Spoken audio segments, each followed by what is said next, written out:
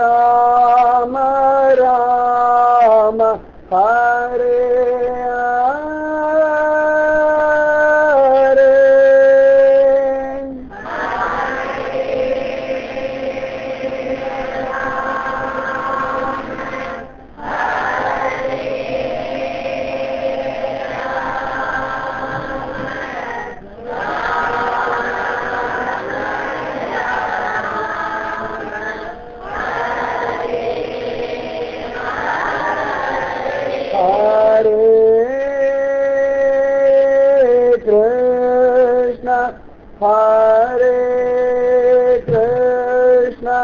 Krishna Krishna Hare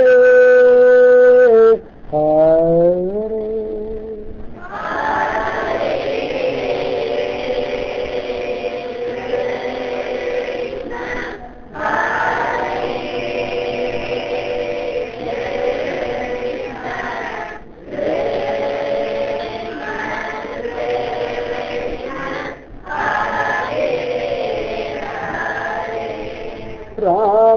Ramanujadaya Patram Jnana Bhushanam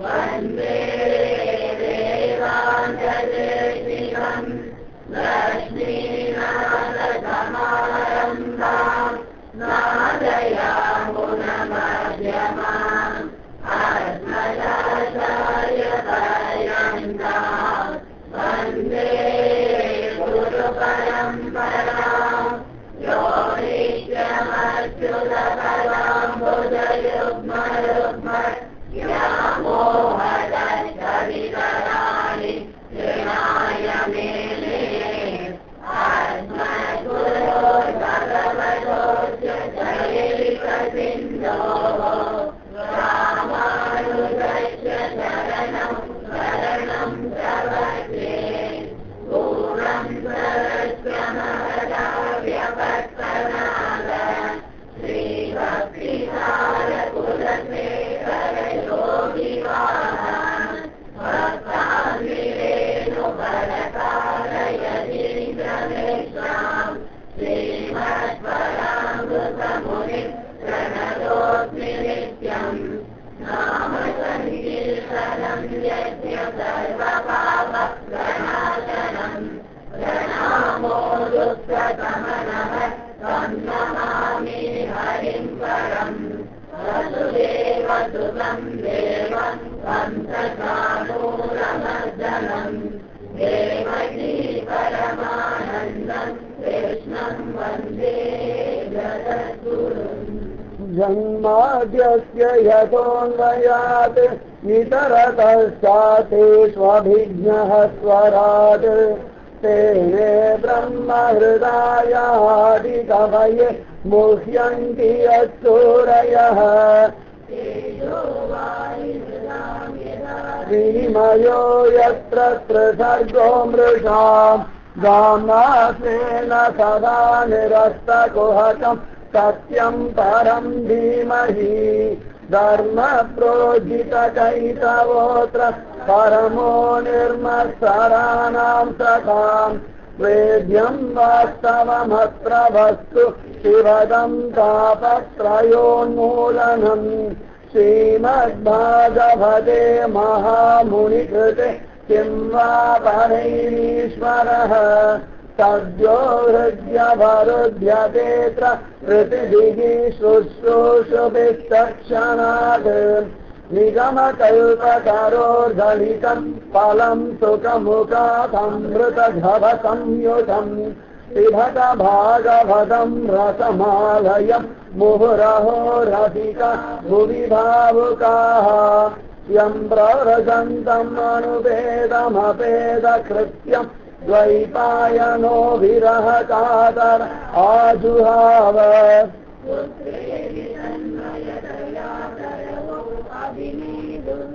Sarva Bhuta Hridayam Munimanatosmi Yasvanubhavam Akila Suditaramekam Adhyatma Deepam Atiti Tirshatam Tamondham संसारिणां करुणयाज पुराणगुह्यं तं व्याससूनुम् उपयामि गुरुं मुनीनां नारायणं नमस्कृत्य नरं चैव नरोत्तमं देवीं सरस्वतीं व्यासं ततो जयमुदीरयेत् नाम संकीर्तनं यस्य सर्वपापप्रणाशनं प्रणामो दुःखशमनः तं नमामि हरिं परम्।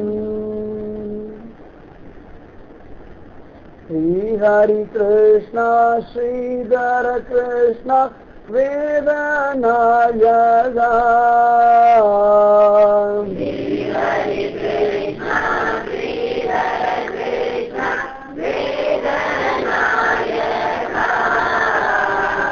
श्री हरि कृष्ण श्रीधर कृष्ण वेदनायक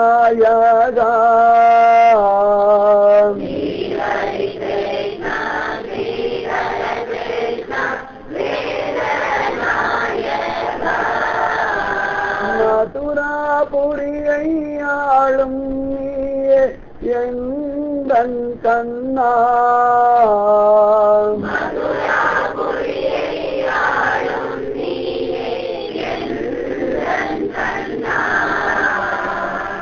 மதுராபுரியை ஆளும் நீயே எந்தன் கண்ணா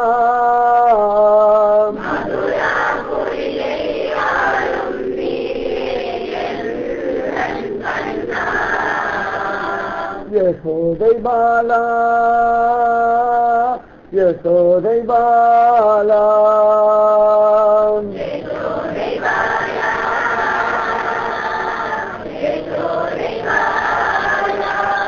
யசோதை பாலா யசோதை பாலா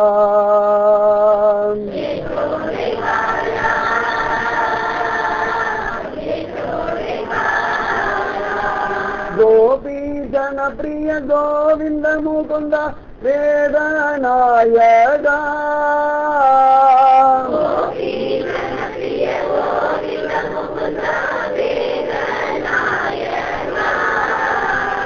गोपी जनप्रिय गोविंद मुकुंद वेदनायका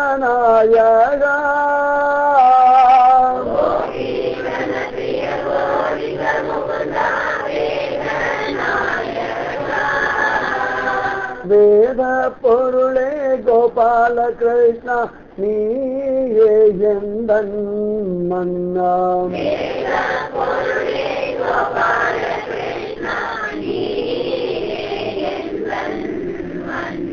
வேத பொருளே கோபால கிருஷ்ணா நீயே எந்தன் மன்னா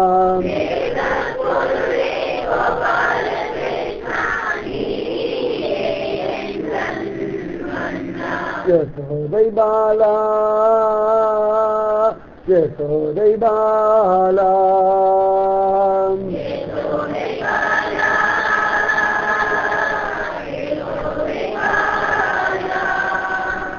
யசோதை பாலா யசோதை பாலா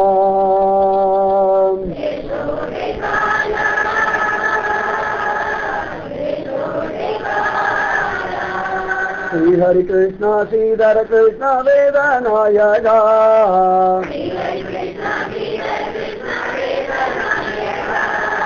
वेद பொருளே கோபால கிருஷ்ணா நீயே எந்தன் மன்னா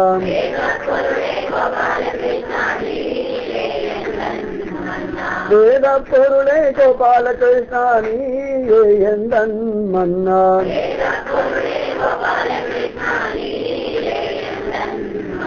யசோதை பாலா யசோதை பாலா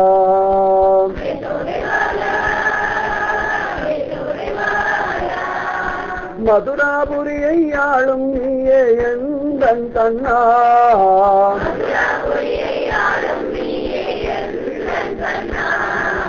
மதுராபுரியை ஆளும் நீயே எந்தன் கண்ணா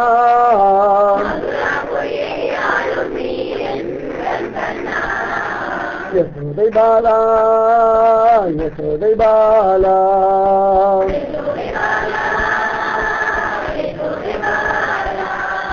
கோபி ஜனபிரிய கோவிந்த முகுந்த வேதநாயகா கோபி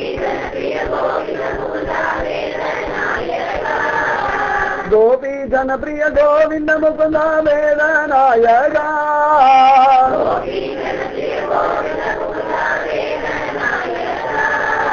வேத பொருளே கோபால கிருஷ்ணா நீயே எந்தன் மன்னா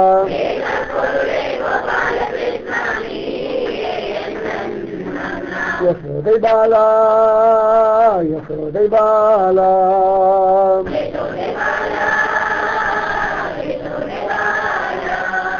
ஸ்ரீ ஹரி கிருஷ்ணா ஸ்ரீதர கிருஷ்ணா வேதநாயகா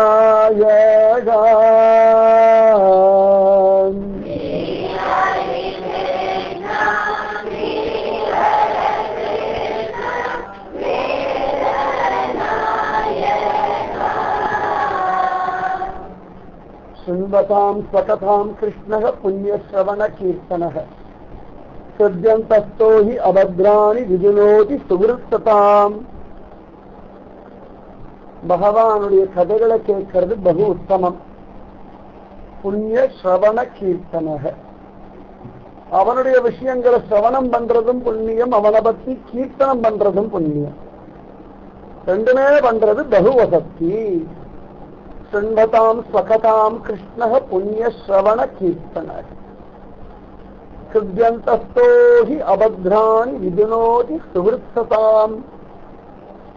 யார் தன்னுடைய கதைகளை கேட்கிறாளோ அவருடைய ஹிருதயத்துக்குள்ள உட்கார்ந்து பகவான் சகலவிதமான கல்மஷங்களையும் நாசம் பண்றான், சகலவிதமான காமங்களையும் எரிச்சு போட்டுறான். அதனால அவர்களுக்கு ஆனந்தம், சிரவணத்துடைய பிரயோஜனம் எல்லாம் ஒரு சேர கிடைக்கும். கேட்கணும், பகவானை பத்தி கேட்டுட்டே இருக்கணும். மாத்தி மாத்தி மாத்தி மாத்தி திரும்ப திரும்ப திரும்ப திரும்ப கேட்டுட்டே இருக்கணும். நல்லா கேட்டு அனுபவிக்கணும். விதவிதமா மனசுடைய சந்தேகங்கள் அழியும்படியா, மனசுல இருக்கும்படியான அஜ்ஞானம் அழியும்படியா, கோழைத்தனம், பயம், குழப்பம், பொறாமை எல்லாம் அழியும்படியா கேட்கணும். ஜோரா கேட்கணும். பாகவத சம்மேளனம், அதுதான் ஸ்ரீமத் பாகவதம். அதாவது எல்லா பக்தாலையும் ஒரு சேர ஒரு இடத்துல கூப்பிட்டு வச்சு ஒரு மீட்டிங் போடுற மாதிரி இந்த பாகவதம். அவாவாளுடைய கதைகளை அஜோர கேட்டு அனுபவிக்கிறது தான் இந்த ஸ்ரீமத் பாகவதம். ஆச்சரியமான ஒரு கிரந்தம், விசேஷமான ஒரு கிரந்தம், அற்புதமான ஒரு கிரந்தம். கலியுகத்துல சம்சாரிகளுக்காகவே ஒரே ஒரு கிரந்தம். சம்சாரினாம் கருணையாக புராண குஹ்யம் தம் யாசசோனும் உபயாமி குரும் முனீனாம் அப்படின்னு சொல்லும்படியான ஒரு கிரந்தம். சுகபிரம்ம மகரிஷி தன்னை மறந்து சொன்னதான ஒரே ஒரு கிரந்தம். நிறைவும் பண்ணவே இல்லையா சுகபிரம்ம மகரிஷி, பாகவதமே பேசிட்டு இருந்தா. மற்றவெல்லாம் பல கிரந்தங்கள் எழுதுறா, லோகத்துல பிரகடனப்படுத்துறா. சுகபிரம்மம் சொன்ன ஒரே ஒரு கிரந்தம் ஸ்ரீமத் பாகவதம். வேறவையும் பேசுறாரு, வேறவையும் பேசுறதுக்கு அவர் தயாரா இல்லை, வேறவையும் பேசுறதுக்கு அவருக்கு நேரம் இல்லை. பாகவதம் பாகவதம் பாகவதம் பாகவதம். ஸ்ரீமத் பாகவதம் அவ்வளவு ஜோரா இருக்கும். அமிர்தத்தை காட்டுல முகம். விபத பாகவதம் ரசமாலயம் முகுரகோ ரசிகா புவி பாவுக்காக. ரசிக ஜனங்களே குடிங்கோ, அண்ணா ஜோரா குடிங்கோ. கோவிலின் கனி, குற்றமே இல்லாத ஒரே ஒரு பழம் எதுன்னா ஸ்ரீமத் பாகவதமா. நன்னா சாப்பிடுங்கோளே, மோட்சம் வர வரைக்கும் சாப்பிட்டுட்டே இருங்கோ. மோட்சம் நிர்ணயமா தெரிஞ்சு மோட்ச லோகம் போற வரைக்கும் பாகவத கதின்னு பிடிச்சுக்கோங்க. சொல்றோம் இல்லையா, கடைசியில மூச்சடங்குற வரைக்கும் கைகால அவயவங்கள் நன்னா இருக்கணும், யாரையும் சார்ந்து இருக்கப்படாது, அடுத்தவா தேவதை வாழப்படாதுன்னு சொல்றோம் இல்லையா. அந்த மாதிரி கடைசி வரைக்கும் பாகவதத்தை பிடிச்சுன்றா நிம்மதியா வாழும். அந்த மாதிரி ஒரு கிரந்தம் தான் பாகவதம். ஒவ்வொரு வம்சத்தில் இருக்கிறவர்கள் எப்படி பக்தி பண்றார்கள், அந்த வம்சத்துக்காக பகவான் என்னென்ன லீலைகள் பண்றான், எத்தனை அவதாரங்கள் எடுக்கிறான், இதுதான் ஸ்ரீமத் பாகவதம். ஆச்சரியமா சுவாயம்புவ மனுவுடைய வம்சத்தை சொல்லிட்டு இருக்கார். அதுல உத்தானபாதன் அவருடைய பிள்ளை துருவன், அவன் சரித்திரம் எல்லாம் சொல்லி 36,000 வருஷம் ராஜ்ய பரிபாலனம் பண்ணா குழந்தை. ஆச்சரியமா அவனுக்கு நல்ல கதி சொல்லி கொடுத்ததுனாலேயே தாயார் சுனிதியும் உத்தமமான கதி அடைஞ்சாள் அப்படின்னு காண கிடைக்க. துருவபதம் இன்னைக்கும் துருவ நட்சத்திரமா வானத்துல மினுத்தன்றிருக்கான இந்த துருவன் ஆச்சரியமான ஒரு. அந்த மாதிரி அந்த துருவனுடைய சரித்திரம் சொல்லின்றே வர. இந்த துருவனுடைய வம்சத்துல நிறைய ராஜாக்கள் ஒவ்வொருத்தரா வர. துருவனுடைய பிள்ளை, அவனுடைய வம்சம், அவனுடைய பிள்ளை, எப்படி ஒவ்வொருத்தருடைய வம்சத்திலும் யார் யார் ராஜாக்கள் எல்லாம் வந்தார்கள், அவாவாளுடைய பெயர் என்ன எல்லாம் சொல்லிட்டு வர. இப்படிதான் சொல்ல வேண்டிய அவசியம் இருக்கான துருவனுடைய வம்சம் அல்லவா, அதனால சொல்ற. உத்தமமான பாகவதாரோட சம்பந்தப்பட்டவர்கள், அதனால அவனுடைய வம்சத்தை வர்ணிக்கிறார். அப்படியே வர்ணிச்சுட்டு வரார். அப்படி வர்ணிச்சுட்டு வரும்பொழுது அந்த வம்சத்துல அங்கன்னு ஒரு ராஜாவை சொல்றார். அவன் மனைவி மானன் இருக்க, அவளுக்கு ஒரு பிள்ளை பிறக்கிறான். வேணன் மகா பாவியா இருக்கான், துஷ்டன், மகா துஷ்டன். வேட்டையாடுற வேறு வழின்னு ஏதோ மிருகங்களை வேட்டையாடி தொலைச்சா தேவை. சின்ன சின்ன குழந்தைகள் எல்லாம் வேட்டையாடணும். நரமாமிஷம் சாப்பிடுற மாதிரி சின்ன சின்ன குழந்தைகள் எல்லாம் அஸ்திரத்தை கொண்டு சஸ்திரத்தை கொண்டு அடிக்கப்படாதுன்னு சாஸ்திரம். நிறைய உண்டு. அஸ்திரம் வேற சஸ்திரம் வேற நிறைய வித்தியாசங்கள் எல்லாம் உண்டு. சின்ன சின்ன குழந்தைகள் அம்பு போட்டு கொண்டு இருக்கான். விகல்பம் இல்லாத குழந்தைகளாச்சு ஒன்னும் தெரிய மாட்டேங்க. இந்த பால்ய பருவத்துல பல விஷயங்கள் தெரியறது இல்லை, சில விஷயங்கள் தெரியாது. பூர்வ ஜென்ம கர்மானுரூபமா சில விஷயங்கள் தெரிகிறது. 8-9 மாசத்துல கர்ப்பத்துல இருந்து பகவான தியானம் பண்றதுனால அந்த குழந்தைக்கு பிறந்த உடனே ஒன்னும் தெரியாத ஒரு பேதை குழவின்னு சொல்றோம் இல்லையா, பேதமை பருவம், அது மாதிரி இருந்துட்டு அந்த குழந்தைய அடிக்கிற கூடாதுன்னு சாஸ்திரம். அஸ்திரம் கொண்டு அதை கொண்டு ஓடுவாளா, இப்படிதான் கொலை பண்றான். அப்பா சொல்றாள், அந்த பயில இருந்தா பண்ணப்படாதா, நீ ராஜாடா, ராஜா குழந்தைகளை காப்பாற்றணும், ஜனங்களை ரட்சிக்கணும்டா, அதை விட்டுட்டு நீ பாட்டுக்கு இப்படிலாம் பண்ணப்படாது. ராஜன்னு சொன்னா எல்லாருக்கும் நல்லது பண்ணணும், அதுக்குதான் உன்னை ராஜனா உட்கார வச்சிருக்கா, உபதிரவம் பண்ணப்படாதான்னு சாஸ்திரம் தர்மம் நீதி எல்லாம் சொன்னா கேட்கல. துஷ்டன் ஏன் இப்படி பிறந்தான் தெரியல, ஏதோ அவருடைய பிராரப்தம் பிறந்து தொலைச்சுட்டான். வேணும்னு ஒரு மகாபாவி. குருவனுடைய வம்சத்தோட பிறக்கலாமா அப்படின்னா ஏதோ ஒரு காரணம் இருக்கு, பகவானுக்கு தெரியும் இல்லையா. பறந்துட்டான். இப்படி எல்லாம் சொல்ல சொல்ல சொல்ல கேட்க மாட்டேங்கிறான். அங்கராஜா ரொம்ப தோத்து போயிட்டார். பிள்ளையை திருத்த முடியலையே, என்ன பண்ணுவேன், எத்தனையோ விதமா எடுத்து சொல்லியும் திருப்பி தொலைய மாட்டேங்கிறானே, ஐயோ என்ன பண்ணுவேன். ஆசை வாசன் சசுண்டையராஜி அன்னை அத்தன் வாசலார் கோரார் பூமி இப்படி மனைவி கிடக்கிறார். பார்த்தார் ஒரு சிட்டியில் அவரால் ஒன்றும் முடியல, தோத்து போயிட்டார், ரொம்பவே தோத்து போயிட்டார். பிள்ளைய திருத்த முடியல. கடைசியில ஒரு நாள் பார்த்தார், ராத்திரி யார்கிட்டையும் சொல்லாம ஓடி போயிட்டார் ராஜா. ரொம்ப துக்கம் தாங்க முடியல, பிள்ளைய திருத்தவும் முடியல, கண்டிக்கவும் முடியல. பாசத்துல மாட்டி விட்டார். இன்னும் கண்டிக்கணும், இல்லாட்டி தண்டிக்கணும், இல்லைன்னா திருத்தணும். 3 ஏதாவது ஒண்ணு பண்ணணும். 3 பண்ண முடியலன்னா கேவலம் பாசத்துல மாட்டிட்டா அதான் கஷ்டம். விருதராசன் அப்படிதானே பாசத்துல மாட்டினா மாமக்காகா. சரி, விருதரன் சொல்றார், அவனை ஒண்ணு திருத்து, இல்லைன்னா துரத்தி விட்டுடு, 2 ஏதாவது ஒண்ணு பண்ணு. அவனை வச்சுட்டே சொன்னா குலம் நாசமாடோடு கேட்கிறார். சொல்றார், கேட்க மாட்டேங்கிறான் திருதராஷ்டிரன். அந்த மாதிரி இங்க அந்த அங்கராஜா பிள்ளை பாசம் வேணும் இடத்துல என்ன சொல்லியும் கேட்க மாட்டேங்கிறானே, திருத்தவும் முடியல, கண்டிக்கணும். கொண்டு ஜெயில அடைச்சு போட வேண்டிய சொந்த பிள்ளையா இருந்தானே. இத்தனை ஜனங்கள் படாத பாடுபடுறாரு, அது தோணலையா அவருக்கு? தப்பு இல்லையா? ஒரு குடும்பம் நன்னா இருக்குன்னா ஒருத்தனை இழக்கலாம், ஒரு கிராமம் நன்னா இருக்குன்னா ஒரு குடும்பத்தை இழக்கலாம், ஒரு நகரம் நன்னா இருக்கும் ஒரு கிராமத்தை இழக்கலாம், ஒரு நாடு நன்னா இருக்குன்னா ஒரு நகரத்தையே இழக்கலாம் அப்படின்னு காண கிடைக்காது. ஆனா இவர் தன் பிள்ளைக்காக எல்லாத்தையும் இழக்கலான்னு பார்த்தார். பிள்ளை பாசம் கண்ணை மறைக்கிறது. பிள்ளைய விட்டுவிட்டார். சரி, இவன் என்னவோ பண்ணிட்டு போகட்டும், இவன் பண்ற அட்டகாசத்துக்கு எல்லாரும் இவனை கொண்டு போட்டுடுவான், நம்ம கண் முன்னாடி நம்ம பிள்ளை அழியறது பார்க்கப்படாது அப்படின்னு சொல்லிட்டு கோழை மாதிரி ஓடி போயிட்டார். அவரால் ஒன்றும் பண்ண முடியல. தபசு பண்ணல, தியானம் பண்ணல, யாராவது ஒரு சத்குருவை பிடிச்சிட்டு என்ன பண்ணணும் கேட்டுக்கணும், அதுவும் தோணல அவருக்கு. அதனால இந்த அங்கராஜா சொல்லாம கொள்ளாம ஓடி போயிட்டார். நாட்டுல ராஜா இல்லை அப்படின்ன உடனே துஷ்டர்கள் அதிகமாயிட்டார். எப்பொழுதுமே ஒரு ராஜாங்கம்னு ஒண்ணு இருக்கணும். மகா மோசமான ராஜாவா இருந்தாலும் ஒரு ராஜாங்கத்துக்கு ராஜான்னு ஒரு அவசியம். அப்பதான் மற்றவெல்லாம் கொஞ்சம் அடங்கி இருப்பா. ஓ, ராஜன்னு ஒரு தருக்கான், நம்மளை தண்டிச்சுடுவான்னு ஒரு பயம் இருக்கும். பல இடங்கள்ல ஒரு ராஜ்யத்துக்கு அதிபதினு ஒருத்தன் இருக்க வேண்டியதான அவசியம் ரொம்ப விசேஷமா காண கிடைக்கிறது. ஸ்ரீமத் ராமாயணம், பாகவதம், மகாபாரதம் எல்லாத்துலயுமே ராஜாங்கம்னு ஒண்ணு இருக்கணும். இல்லைன்னா என்னென்ன கஷ்டங்கள் சம்பவிக்கும்னு ரொம்ப அழகா சொல்றேன். ராஜாங்கம்னு ஒண்ணு இருக்கு, இத்தனை ரூல் போட்டிருக்கா, இல்லைன்னா தண்டிச்சுடுவா, போலீஸ் இருக்கா, ஜெயில போட்டுடுவா, இன்கம் டாக்ஸ் இருக்கு, ரைடு பண்ணுவாங்க, கொஞ்சம் ஒரு பயம் இருக்கு எல்லாருக்கும். ஒரு ராஜாங்கமே இல்லை, யாரும் கேட்பாரு கிடையாது அப்படின்னா சரிபட்டு வராது. அதனால ராஜன் அவசியம். எப்பொழுதுமே ராஜாங்கம் இருந்தாதான் நமக்கு மேம்பட்டம் ஒருத்தருக்கா தப்பு பண்ணா தண்டிச்சுடுவான்னு ஒரு பயம் வேணும் மனுஷாளுக்கு. ஏன்னா சுதந்திரம்ன்றது ஒழுங்கா இருக்கிறதுக்காகத்தான்.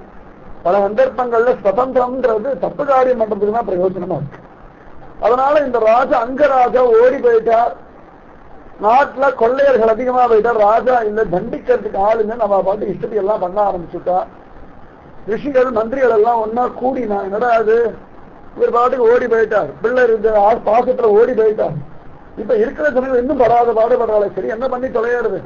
இவன் மகாபாபியா இருந்தாலும் பரவாயில்ல, இந்த வேணனுக்கு ராஜ்ய பட்டாபிஷேகம் பண்ணி வச்சிடும். ஏன்னா இவன் தான் இளவரசனா இருக்க, வேற யாரும் இல்லை, தலையெழுத்து சரி அப்படின்னு சொல்லி அவனுக்கு ராஜாவா பட்டாபிஷேகம் பண்ணி வச்சுட்டான். ஏற்கனவே துஷ்டன், திருடங்களை சாதி கொடுத்த மாதிரி ஆயிடுச்சு. மகாபாபி ரொம்ப அட்டகாசம், திரும்பி 1008 ரூல்ஸ் அண்ட் ரெகுலேஷன் போட்டு இவனே கஷ்டப்படுத்த ஆரம்பிச்சுட்டான். ஒரு கஷ்டத்தையும் தப்பிச்சு இன்னும் பெரிய கஷ்டத்தை மாட்டின்ற மாதிரி ஆயிடுச்சு. உடனே ரிஷிகள்லாம் வந்து சொன்னாப்பா, எனக்கு பெரிய பதவி கிடைச்சிருக்கு. பெரிய பதவின்றது இஷ்டப்படி ஆடுறதுக்காக இல்லடா குழந்தை, பொறுப்பா அத்தனை பேர்களையும் காப்பாற்றுறதுக்காகத்தான், பொறுப்புகளை நிர்வாகம் பண்றதுக்காகத்தான் பெரிய பதவியை ஒழிய விதவிதமான சுகபோகங்கள் அனுபவிக்கிறதுக்குன்னு கிடையாது. பெரிய பொறுப்புகளை நீ ஒழுங்கா நிர்வாகம் பண்ணா உன்னுடைய சுகங்கள் எல்லாம் தேடிண்டு வரும். மற்றவாள்லாம் உனக்கு வேண்டியதான சுக வச்சோம், நம்மள கஷ்டப்பட்டு காப்பாற்றலாம்னு சொல்லி நம்ம பகு சுகமா வச்சுப்பா. நீ சுகத்துக்கு அலைஞ்சிட்டு இருந்து உன்னுடைய கர்மாவை விட்டுட்டேன்னு சொன்னா யாரும் உனக்கு மரியாதை கொடுக்க மாட்டா. குடும்ப தலைவன் இருக்கா, மரியாதை இருக்குன்னு அடுத்த ஆளுக்காக எல்லாம் ஆத்துல இருக்க அத்தனை பேருக்காக சமப்படுறதுனால மரியாதை. ஆத்துல ஒரு குடும்ப தலைவி இருக்கா, ஸ்திரீ இருக்கான்னா அவளுக்கு எல்லாரும் மரியாதை கொடுக்கானா, நமக்காக எத்தனை சிரமப்படுறாள், சாதம் அடிக்கிறாள், நித்திய துணி துவச்சு போடுறாள், வீட்டெல்லாம் சுத்தமா வச்சுட்டு இருக்காள் அப்படின்றதுனால ஒரு மரியாதை. எங்க மரியாதை இருக்குன்னு பார்த்தோம்னா பொறுப்பை சுமக்கிற இடத்துல தான் மரியாதைன்னு நம்ம இருக்கிறோம். பொறுப்பை தட்டி கடிக்கிறவாளுக்கோ பொறுப்பை உதாசீனப்படுத்துறவாளுக்கோ நம்ம என்னைக்குமே மரியாதை கொடுக்கறதே. அது குழந்தையா இருந்தாலும் சரி, பெரியவாளா இருந்தாலும் சரி, எத்தனை பெரிய பதவியா இருந்தாலும் பொறுப்பை சுமக்க தயாரா இருக்கிறாளாம் தான் பார்க்கிறேன். இன்டர்வியூ எல்லாம் கூட எதுக்கு, இவாளுக்கு இந்த பொறுப்பை சுமக்கக்கூடிய பலம் இருக்கா, தைரியம் இருக்கா, ஓடி போகாம இருப்பாளா, இன்னும் நிதானமா அந்த காரியத்தை சாதிப்பாளா, அதுக்குதானே இன்டர்வியூ எல்லாம் வைக்கிறேன். அதனால இவ ரொம்ப அழகா சொன்ன, ரொம்ப விஸ்தாரமா இருக்கு, ஆனா ரொம்ப சுருக்கமா சொன்னால், உன் பொறுப்பை நீ ஒழுங்கா பண்ணு, அப்ப நிஜமாக உனக்கு சுகம் கிடைக்கும், உலகம் முழுக்க உன் கீர்த்தி. ராஜா ரொம்ப ராஜ்ய பரிபாலனை நன்னா பண்றான் அப்படின்னா அவ்வளவு பிரயத்தனப்படுறான்னு அர்த்தம். அப்படி பண்ணிட்டு உனக்கு இந்த லோகத்திலையும் நிம்மதி இருக்கும், கீர்த்தி இருக்கும், மேல் லோகத்திலையும் உனக்கு பெரிய ஒரு இடம் கிடைக்கும்டா அப்படின்னா. இவன் சொன்னா அதெல்லாம் வேண்டாம். இவன் சொன்னா இல்லடாப்பா, பகவான் ஒருத்தன் இருக்கான், சாஸ்திரம்னு ஒண்ணு வச்சிருக்கான், தர்மம் நியாயம் எல்லாம் இருக்குன்னு. அவன் சொன்னா என்ன மிஞ்சிலாம் யாரும் பகவானே கிடையாது, இப்போதைக்கு நான் தான் உங்களுக்கு எல்லாம் பகவான், நான் பார்த்து போட்டாதான் உங்க வாழ்க்கை நடக்கும், அதனால எல்லாரும் என்ன ஆராதனை பண்ணுங்க, அனாவசியமா யாகம் யஜ்யம் கோயில் புண்ணியம்னு சொல்லி அலைஞ்சிட்டு கிடக்காதீங்கோ, எல்லாரும் என்ன கொண்டாடுங்கோ, நிறைய பணம் கொடுக்கறேன், ஆனந்தமா நீங்க எல்லாம் சொகுசா வாழ்றதுக்கு வழி பண்றேன், நிம்மதியா இருங்கோ, அதை விட்டுட்டு பகவான் ஆராதனை இப்படின்னா சொல்லிட்டு என் பக்கம் வராதுங்கோன்னுட்டாங்க. வேணும் திரும்பி நிதானமா எல்லாம் நியாயம் எல்லாம் சொன்னா எடுபடலை, ரொம்ப கேவலமா பேச ஆரம்பிச்சுட்டான். பகவான்லாம் ஒன்றும் கிடையாதுன்னு நாஸ்திகவாதம்லாம் பேச ஆரம்பிச்சுட்டான். குருவனுடைய வம்சத்திலையும் இப்படி வரணும்னு இருக்கு, வந்துட்டான். உடனே ரிஷிகள் ரொம்ப பொறுத்து போயிட்டு இருந்தா, ஒரு சிட்டியில அவளுக்கு கோபம் தாங்க முடியல, ஒரு ஹூங்காரம் பண்ணா இறந்து போயிட்டான். அவளுக்கு கோபம் வந்துருக்கு, தெரியவாள்லாம் ரொம்ப பொறுமையா தான் இருக்கா. சரி வேண்டாம் வேண்டாம் வேண்டாம் வேண்டான்னு இருக்கா. அவளுடைய கோபம் எல்லாம் மீறி எடுத்தனா ரொம்ப கஷ்டம். என்ன வேணா பண்ண, லோகத்தை அழிச்சு போட்டுடுவான். பெரியவாள்லாம் பொறுமையை பிடிச்சு வச்சுருக்கா அப்படின்னா பயம் கையாளாகாத தனம்னு கிடையாது. என்னத்துக்கு நிஜமாவே பெரிய பூஷணம் எதுன்னா பொறுமை தான். எல்லாருக்குமே பொறுமை அவசியம். எத்தனை வயசானாலும் எவ்வளவு பணக்காரனா இருந்தாலும் எத்தனை படிச்சாலும் பொறுமை இல்லைன்னா தோத்து போயிருக்கான். இதுக்குதான் எல்லா பெரியவாலும் பொறுமையோட இருக்கா. தரிசிகள் ரொம்ப பொறுமையோட இருந்தா கேட்கல, கடைசியில கோபத்துல பார்த்தா இறந்து போயிட்டான். உடனே சரி என்ன பண்றதுன்னு பார்த்துட்டு இருந்தா, சரி பரவாயில்ல தப்பேல துஷ்டன் போய் தொலைஞ்சான்னுட்டான். அவ அம்மாவுக்கு துக்கம் தாங்கல. என்னடா அது, ஒரு பிள்ளை இருந்தா அவனு இப்படி போயிட்டான், ஆட்டுக்கார ஓடி போயாச்சு, பிள்ளை துஷ்டனா இருந்தான், இவன் செத்தும் போயிட்டான்னு என்ன பண்றதுன்னு தெரியலையா. அந்த சடலத்தை பத்திரமா மந்திரங்கள் பச்சைல மூலிகை எல்லாம் போட்டு ஜாக்கிரதையா வச்சுட்டு இருந்தா. இந்த பணத்தினமோ வச்சுட்டு இருந்தா, அவளுக்கு என்னமோ தோணிக்கு வச்சுட்டு இருந்தா. திரும்பி ராஜா இறந்து போயிட்டான்னு தெரிஞ்ச உடனே ராஜ்யத்தை திரும்பியும் கொள்ளையர்கள் எல்லாம் அட்டகாசம் பண்ண ஆரம்பிச்சுட்டான். ஏன் பார்க்கலாமே, யாராவது பெரிய பெரிய தலைவர்கள் இறந்து போயாச்சுன்னா அப்போது ஒரு அட்டகாசம் பண்ணுவான்.